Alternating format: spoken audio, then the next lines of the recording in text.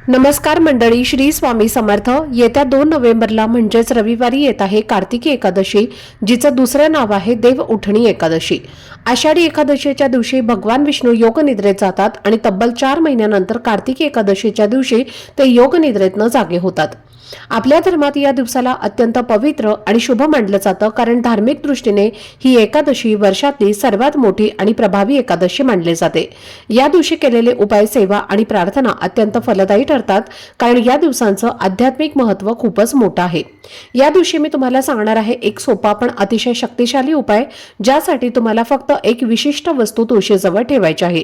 ही वस्तू तुळशीच्या मुळापाशी ठेवली की घरात चारही बाजूने धन आणि समृद्धीचा प्रवाह सुरू होतो, कर्जमुक्ती मिळते आणि घरातील सदस्य आणि मग ते मुलं असोत किंवा पती असोत किंवा घरातील ज्येष्ठ मंडळी असोत, यांची भरभरून प्रगती होऊ लागते। तर ही वस्तू कोणती आहे आणि ती कोणत्या वेळेत आणि कशा पद्धतीने ठेवायची आहे याची सविस्तर माहिती मी एका व्हिडिओमध्ये दिलेली आहे।